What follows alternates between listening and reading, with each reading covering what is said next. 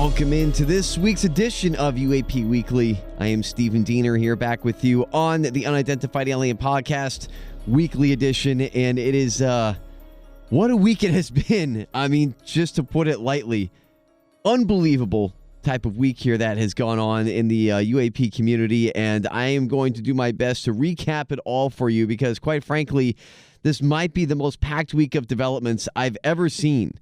Honestly, it has been an absolute whirlwind this week with all of the events happening at once, seemingly. And because of everything that's happened this week, I decided, really, I was kind of forced into the reality that I had to turn this into a two-part series because this turned into one of the hardest times I've had in putting together an episode because there was just so much information and the events that took place that I didn't want to leave anything pertinent out of this show, recapping everything that's happened this week within the UAP world, if you will.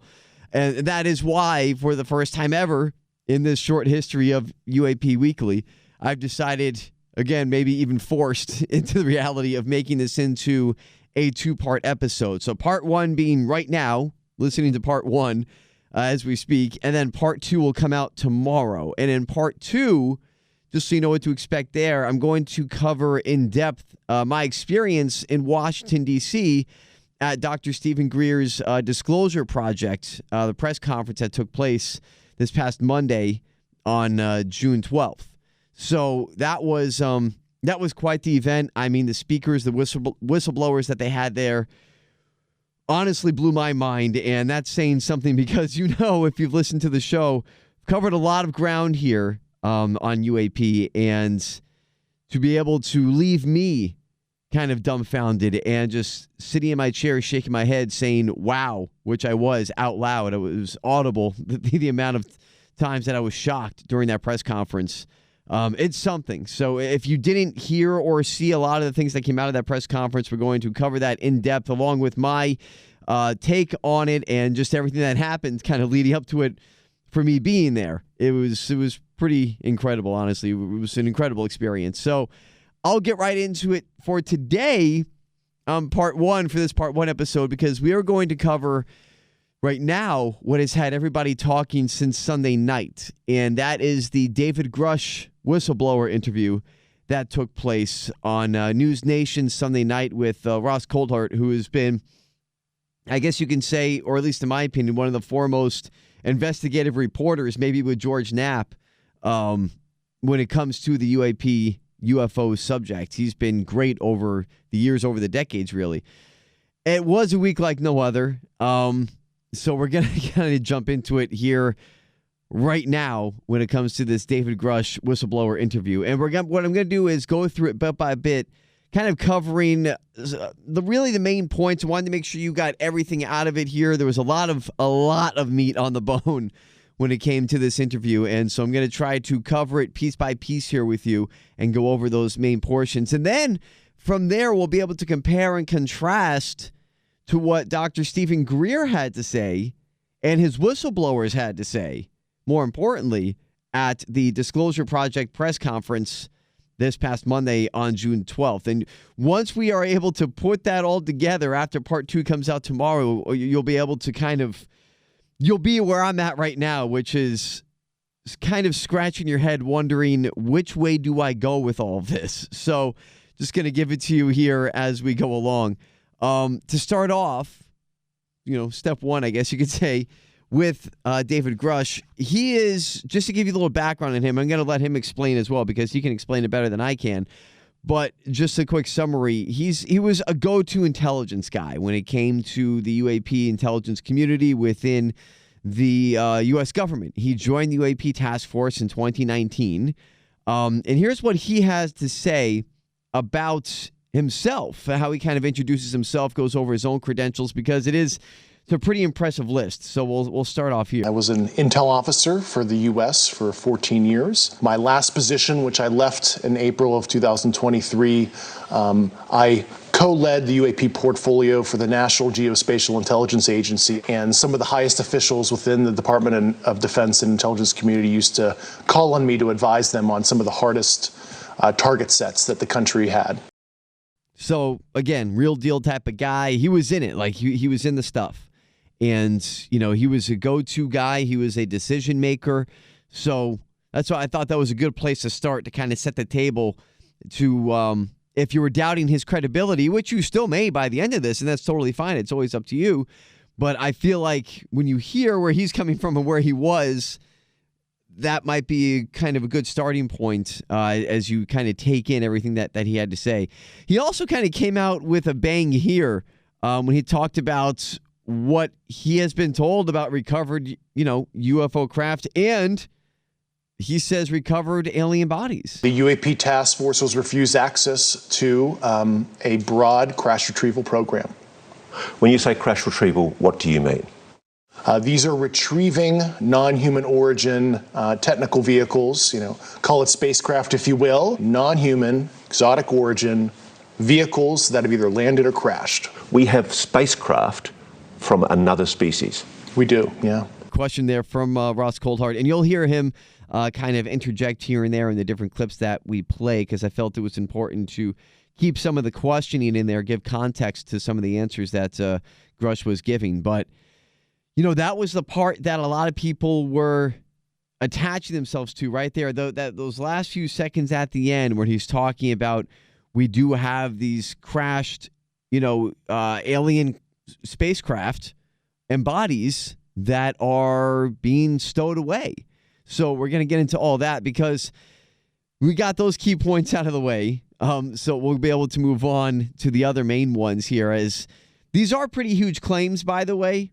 In fact, as we get further into this one here and into part 2, it's only going to get more intense. So I'm just going to warn you now, hold on, because a lot of the things you're going to hear right now and in part 2 of UAP Weekly coming out tomorrow, it's pretty heavy stuff. I'm not going to lie.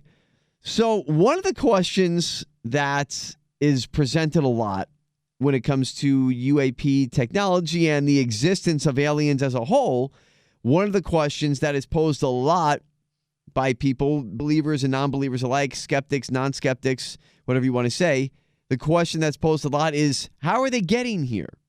Right? I mean, how is that even possible? How are they traveling across space and everything? That's asked by a lot of people. So I want you to pay attention to this answer, because this is, it's kind of heady what David Grusch gets into here. And it's pretty interesting because it's an unusual take. It's a take that you don't hear a lot when it comes to, well, maybe they aren't traveling across deep space. Maybe it's something else entirely.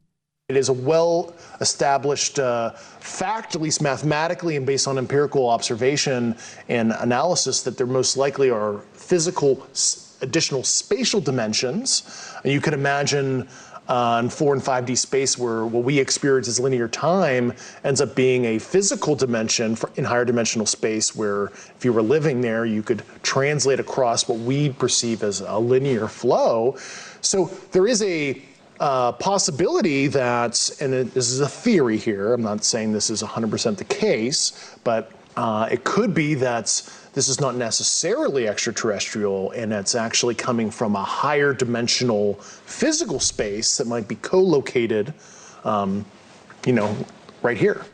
Okay, I told you it was going to get heady. So if you need to rewind and listen to it again, I don't blame you. I had to listen to it about 3 or 4 different times myself until it kind of set in. But yeah, you heard it. I mean, in short, in layman's terms, he's talking about different dimensions. He's talking about not necessarily deep space travel, which is also a theory, but it's also important to note he does say this is not something that he's been briefed on, that it's a theory.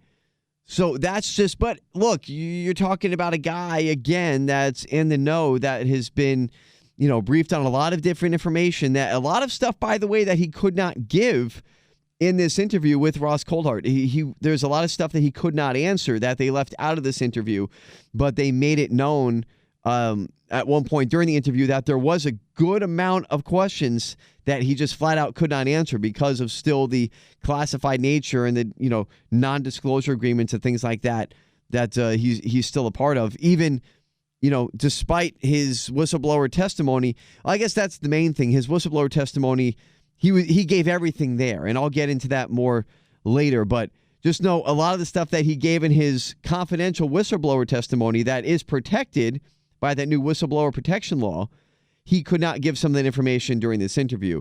So when he says that it's a theory about other, interdimensional travel, I guess, it's a different one, but who am I to doubt him? Maybe he's onto something there. He also mentioned something that I found really significant, and that was what he called the sophisticated disinformation campaign. I'm going to let him explain a little bit more about it. There's a sophisticated disinformation campaign targeting the U.S. populace, which is extremely unethical and immoral. And that was one thing that he says kind of led him to come out as a whistleblower, because he feels like there's a lot that's being hidden from the American people when it comes to, maybe the deep inner workings of the government or military, whatever it may be, that these things are being kept hidden and they're not being given out to the general public. And he feels like, you know what, that's not right. And some people are made to feel crazy for believing those things to be true. Hence the disinformation campaign that's been going on for a long time. Because let's face it, there's still a giant stigma. It's a lot less than it used to be, but that stigma is still there when it comes to the alien discussion as a general discussion within the populace. Yeah, it's more in the news now and more mainstream, but we all know that stigma is still there. I experience it myself. So when it comes to that disinformation campaign, that's part of it. Honestly, that's part of the disinformation campaign, was to make people feel like they were crazy if they say these things. So that's what he's referring to there. This was intriguing. He went over a lot of different things in this interview. He kind of ran the gamut, because Ross Coulthart did ask a lot of different questions. And one of the questions he asked him about this. It's a not so famous, it's kind of well known, but it's a crash that supposedly happened, and David Grusch says it did happen, in Italy in 1933. So think of Roswell. That's 14 years later. Roswell was, of course, New Mexico in 1947, July of 1947. This is actually the crash that David Grusch points to as the first major cover-up of a downed UFO craft that took place in September of 1933 over the skies of Italy, in Magenta, Italy, I think, to be specific. And their recovery of it and the cover-up. The Vatican is involved here as well. Listen to what he talks about. It's long been known that the regime of dictator Benito Mussolini documented numerous UAP during this time. It's true. It's real. Yeah, that actually happened. The Italian government moved it to a secure air base in Italy for the rest of kind of the fascist regime until 1944, 1945. And, the Pope Pius XII back-channeled that. So the Vatican was involved? Yeah, and told the Americans what the Italians had, and we ended up scooping it. So let me be very clear about this. You're saying that the Catholic Church, the Vatican, they know about the existence of non-human intelligence on this planet? Certainly.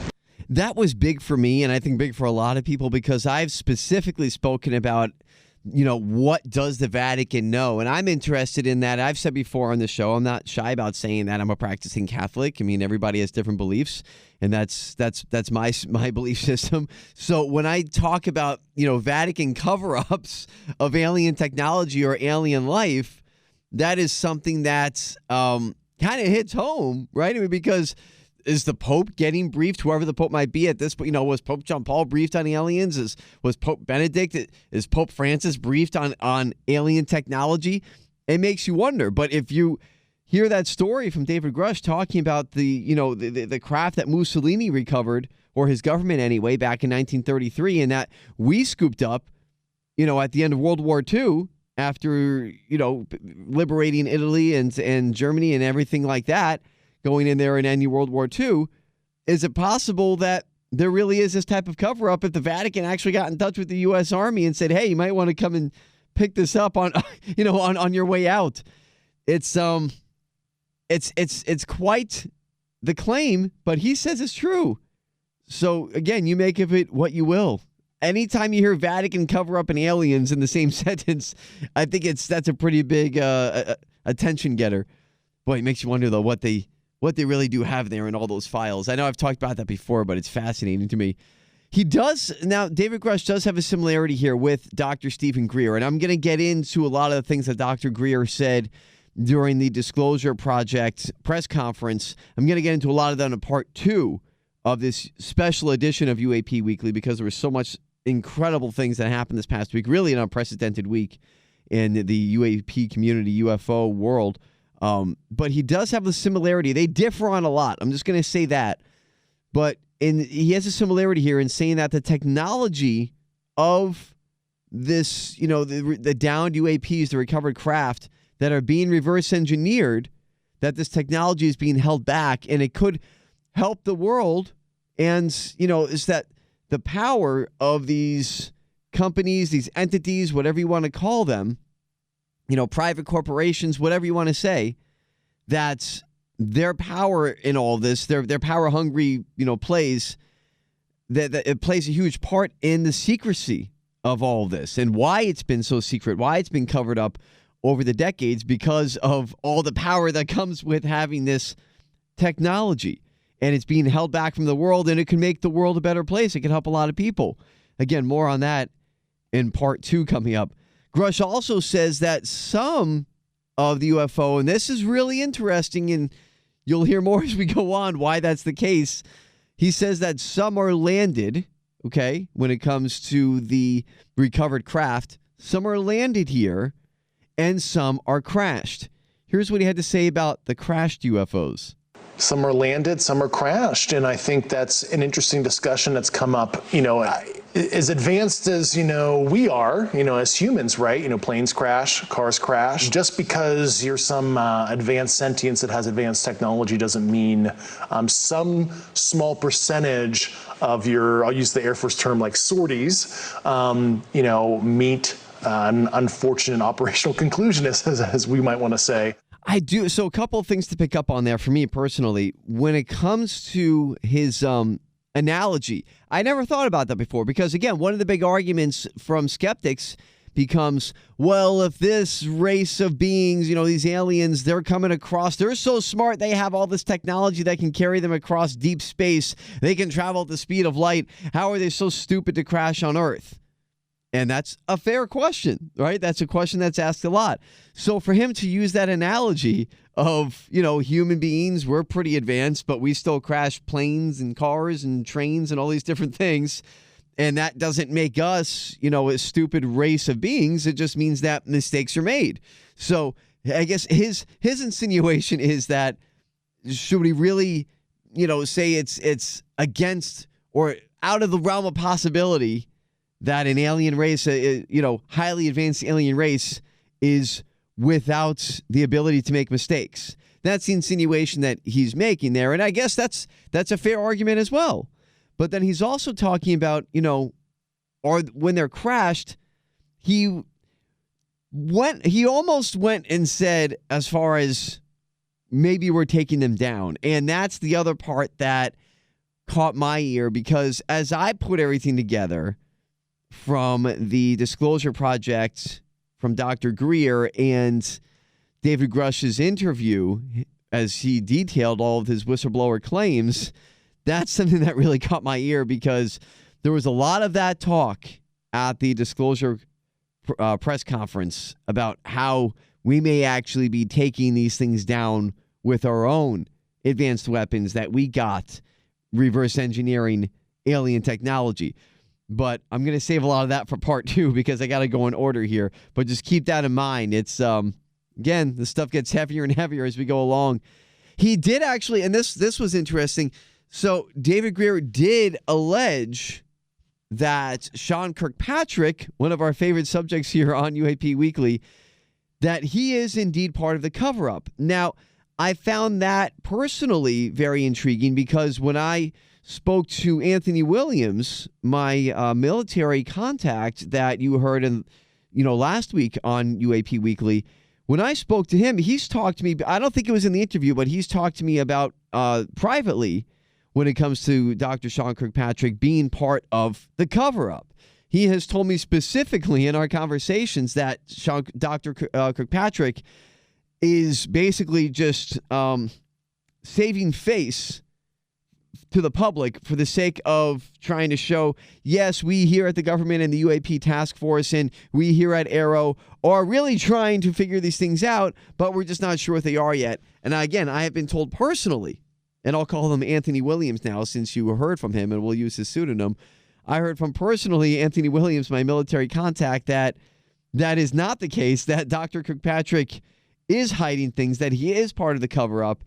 And David Grusch confirmed that for me because he also said the same thing. He says that he has tried reaching out to Dr. Kirkpatrick specifically to talk to him about his claims, about what he's been briefed on. Some of the things, again, that he couldn't even mention in this interview with Ross Coulthard. And he wanted to sit down with Dr. Kirkpatrick and detail all of the things that he has been told, but Dr. Kirkpatrick has not taken him up on that offer as of yet, according to Grusch. And Grusch says that he's still waiting for Kirkpatrick's call back. So you ask yourself the question, why would Dr. Kirkpatrick, the head of the Aero Division, the big kahuna on the UAP task force, if you are being approached by a major level whistleblower, the biggest we've ever had publicly in the UAP discussion by far, well, maybe up there with Lou Elizondo, but again, when it comes to David Grusch, when you have someone of his stature reaching out to you to say, hey, I'm going to tell you everything you need to know, and you say no, and you, worse than no, you ghost the guy, you're not even going to call him back? I don't know. You make up your own conclusions there about Sean Kirkpatrick and his motives. But I know if I was in his position and I was trying to figure things out that I supposedly did not know, I would definitely want to talk to a guy like David Grusch. That's just my opinion. Now, Grusch went on to say, and again, remember this, he says that some aliens are indeed a threat. Now, that's not something we like to hear, of course. That's something that is unsettling. But his view contradicts directly Dr. Stephen Greer's view. You'll hear in part 2, Dr. Greer is very much in the thought process that these races, all alien races, are not a threat, that they have no ill will toward the human race. But that is not what David Grusch is saying. He's saying, actually, in fact, that some people have been killed, but he could not talk about it during the interview. And that's interesting to me as well, because there is a lot of different notes that I have about instances that I haven't gotten to yet on the main episodes of UAP, and I do want to get to in the future. So expect to hear about these things in future episodes of UAP on its own, but about stories of fighter pilots who have been killed, in dogfights with UFOs, left with brain injuries. And there's a lot of reports of those things. So, again, we'll be able to piece it all together after both parts come out of UAP Weekly, and you make up your own mind from there. He also did talk about a Cold War for alien technology and a Cold War with China and Russia. He says there is a power struggle going on and that all countries are handling this secrecy the same way that we are in the United States, and for the same reasons, meaning power. It's a power struggle. It's a power play. These corporations and, insiders in the government want to have all the power, and they don't want the status quo to change. They don't want, big oil and big pharma and all these things, fossil fuels, all this stuff, everyday electricity from your power company. All that stuff would change drastically, pretty much go away. The way of life that we know would become a lot easier and a lot less expensive if this technology was out, according to David Grusch. And he's not the only one who's saying that, by the way. I mean, gosh, Tesla was trying to do this stuff over 100 years ago, but we've talked about that before in previous episodes. So he says that China and Russia are doing the same thing. Again, that's something I've been told as well from Anthony Williams. He's told me that personally, that China and Russia do go after these things. They do try to reverse engineer these things. We just don't know how far along they are. That secrecy, is, it's kept under wraps for a reason, just like we try to keep it under wraps because we don't want them getting the technology that we figured out in reverse engineering processes, and they don't want us getting what they figured out. And back and forth we go over the past, 80 years or so. Now, David Grusch also did mention that maybe the alien races are not attacking human beings, because remember, he says that some of them are a threat. But his speculation, because the question was posed by Ross Coulthart, he said, well, if these, this alien race or different races are a threat to the human race, why aren't they just attacking us? If we're taking their technology, if we're downing their aircraft or whatever it may be, if we're holding alien bodies in secret locations, why aren't they just attacking us? The speculation is maybe some type of treaties have been made in the past, which made the light bulb go off for me, because I automatically think about President Eisenhower at the time, back in the 50s, and the old story about him making that deal with the Greys. He met with the Nordics. He met with the Greys. The story goes, and I went over this way back when, like somewhere within the first 5 or 6 episodes of UAP, if you want to go back and listen in detail, if you're not familiar with the story. But he talked about, or at least the story goes that Eisenhower met with the Greys in California at a undisclosed location, supposedly at one of the bases there, met with them and came to this conclusion, came to this treaty that they, could do experiments on humans if we could get their technology. And there wouldn't be any attacks, any fights, anything like that. And here we are today. So is that why they haven't been attacking, or is it just because they're wholly peaceful? I don't know. There's 2 different sides to the story here. Now, he also did mention, David Grusch mentioned that we do have ways of bringing these craft down. He could not specify, but, and a huge but here, you're going to hear more about that in part 2. And I know it might be, it's probably getting annoying at this point. I don't mean to be annoying about it, but I keep saying part 2. You're going to hear more in part 2. I don't mean to be a jerk about it or to try to keep you hanging or dangle the carrot in front of your face or anything like that. I'm just telling you, a lot of this stuff that David Grusch spoke about in his interview this past Sunday on June 11th ended up connecting to a lot of the testimony that was said at the Stephen Greer press conference on June 12th, this past Monday. So that's why I keep saying in part 2, because there was absolutely no way that I was going to be able to fit all of this information into one episode of UAP Weekly, which is why part 2 is coming up. Now, he also did mention, David Grusch, he says that the Inspector General says, because remember, he spoke to the people in the higher up positions. It has been said, and this isn't even a David Grusch claim, this is a report, a confirmed report, I should say. So this isn't even, something that Grusch is claiming that, you can decide for yourself on verification. No, this is an actual report from the offices there in D.C. that the Inspector General did find his allegations to be urgent and credible after his testimony within the halls of Congress. Again, the Inspector General used the words urgent and credible. Now, the original testimony, and this is an important distinction here to make, the original testimony that David Grusch gave was to the Inspector General last July, July of 22. So they've had this stuff hanging there, just sitting there for almost a year now. So you would think if they're calling something urgent and credible, they would move on it a little bit faster.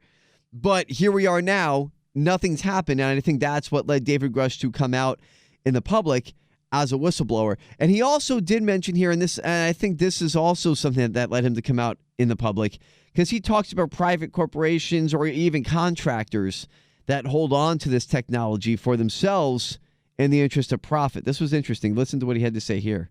While I don't want to name the specific companies and government elements, but overall, the government has been the custodian of a lot of this, right? And they'll hand receipt it out to a cleared defense contractor to do some analysis, which I find highly unethical. You have basically a sole source arrangement, and you allow certain private corporate elements to look at this, develop a potential insight, and then sell it back to the government for profit. And I think that's totally unethical. And that is quite the claim, and it is a perfect segue to get into the disclosure project that we will discuss tomorrow on part 2 of UAP Weekly. Now, before we go, there is something else that Grusch said when that kind of connects to something that Lou Elizondo has said in the past, in that both of them were being stonewalled in their own investigations. Imagine this. I mean, when Lou Elizondo was the head of the ATIP division, which the Pentagon didn't even disclose its existence up until a few years ago, Elizondo said that he left and became a whistleblower because he felt like he couldn't do his job since he wasn't being cleared to receive the information he was looking for to do his investigations, to complete his investigations. And now you have David Grusch saying something very similar here. He kind of wraps it all up here. Plenty of current and former senior intelligence officers that came to me, many of which I knew almost my whole career, that confided in me they were a part of a program. They named the program. I've never heard of it. And they told me, based on their oral testimony, and they provided me documents and other proof, that there was, in fact, a program that the UAP task force was not read into. Not read into. UAP task force not read into. Just think about that. Think about if you're going to your job, whatever you may do in your walk of life, and you get to your job and your boss tells you, yeah, I know I gave you this project to do, but I'm not going to give you everything that you need to get it done, but good luck with it. Good luck with it anyway. Find a way to do it. I'm just not going to give you everything that you need to complete the tasks that I gave you to complete. How frustrating would that be? So maybe Grusch left for the same reasons Elizondo did in that aspect. I would be incredibly frustrated if I was in that situation. So when you think about it, when you kind of put it into those terms and you put it in with everything that you've heard here today, and more quite frankly, that he wasn't allowed to say still, because remember, and this is an important point to make, I'm going to say it again, he testified under oath in a confidential whistleblower hearing. That is worth remembering. David Grusch testified under oath in a confidential whistleblower hearing in Congress. He had 2 of them, actually, one with the Senate as well. Now, they weren't all there. In fact, within the Congress and the Senate, there weren't any actual congressmen or Senate members at this hearing. They sent their staffers there. Maybe for plausible deniability, I don't know. There were attorneys present as well. But he made these claims under oath. So when you think about it, when you kind of put that into perspective, and he did that back in December, by the way, of 2022, you start to think about, do I doubt David Grusch? Do I doubt his words that I heard here today? Do I believe him? Is this guy for real? That's totally up to you to decide, as always. But when you're deciding that, just keep in mind, when you're deciding what you heard here today, whether to believe it or not, keep in mind that this is a guy that is not only risking going to jail for lying to Congress under oath, but a guy who is really risking his life and his pension by coming out to speak about these things publicly. All the statements that he made and how just everything that he put into this interview that you heard here today, these weren't things that, we take lightly, that we talked about today. So again, you make up your mind about David Grusch, and if you think he's a plant, if you think he's part of a psyop from the government to distract from other things, I don't know. That's up to you to decide. Or if he's completely full of it and he just doesn't care about going to jail. Maybe he's a maniac. Maybe he's psychotic. Or maybe he's telling the truth. We do know for sure that he is who he says he is as far as the positions that he held. That has been verified. So again, always up to you. But my gosh, the claims are there, and he is definitely one of the guys with the highest clearance and the highest stature to come out and say the things that he has said. It's startling. Speaking of startling, wait until you hear part 2 of this special edition of UAP Weekly as we get into everything that happened regarding the disclosure project at Dr. Stephen Greer's press conference that took place this past Monday on June 12th.